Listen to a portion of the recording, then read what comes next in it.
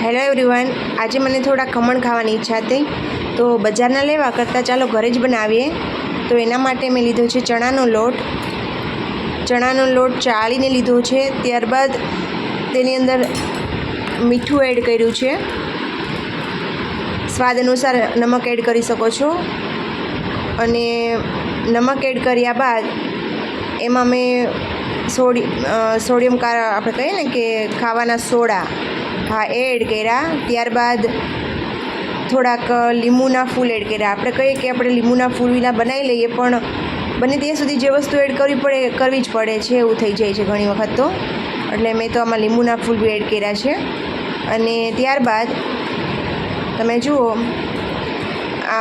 પાણી મેં 1 glass add કર્યું છે. અને જેમ જરૂર પડતી રહેશે એવી રીતની વધુ ને વધુ હું પાણી એડ કરતી રહીશ. બહુ પાતળું બેટર નથી બનાવવાનું. 1 ચમચી ખાંડ એડ કરી છે જેથી થોડીક સ્વીટનેસ આવે. આ બેટર જે ખમણનું બેટર હોય ને એને બહુ જ મિક્સ કરવું પડે, એટલે જેટલું જાજુ મિક્સ કરવામાં આવે એટલું એ ફ્લૂફી બને છે, વાઇબ્રેટ થાય છે. બધી વસ્તુ મિશ્રણ જેમ કે સોલ્ટ છે, લીંબુના ફૂલ છે, સોડા છે, બધી વસ્તુ મિક્સ થાય છે. એટલે મિક્સ કરતા રહ્યો તો એ મસ્ત ફ્લૂફી થઈ જાય છે. તો મેં એક ટ્રે લીધી છે જે ગ્રીસ કરી લીધી છે. ગ્રીસ કરેલી ટ્રેમાં એ બેટર એડ કરી દીધું છે. અને એક પેનમાં પાણીની સાથે લીંબુ પણ મૂક્યું છે, જેનાથી પાણીના છે ડાઘ, આપણે કહીએ ને કે તીનની તપેલી હોય તો તે ખરાબ થઈ જાય છે, પાણી ઉકળે જાજુ તો, એટલે લીંબુ મૂક્યું છે. હવે આને 10 મિનિટ માટે આપણે સ્ટીમ કરી લઈશું. 10 મિનિટ માટે સ્ટીમ થઈ જાય એટલી વાર સુધીમાં મેં વઘાર કરી લીધો છે. પેનમાં તેલ લઈ જીરું, રાઈ અને મારી પાસે હાલ અવેલેબલ ગ્રીન ચીલી હતા તો એને કટ કરી લીધા છે.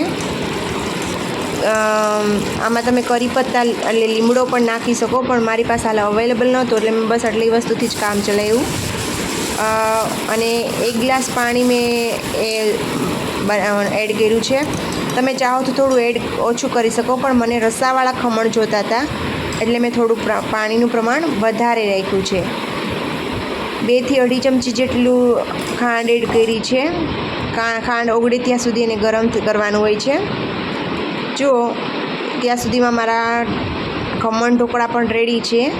નાઈફને ટચ ન કરે, મતલબ કે થઈ ગયા છે. હવે એને આપણે ઉતારી લઈશું. ખમણ ઢોકળાને ઉતારીને જે આપણે બનાવેલું મિશ્રણ છે, ખાંડનું પાણીનો વઘાર જે છે એ આપણે આમાં સ્પ્રેડ કરી દેવાનો છે.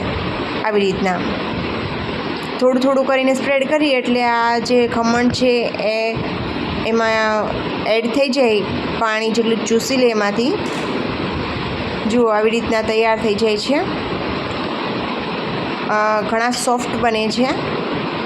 જાજો સમય પણ નથી લાગ્યો.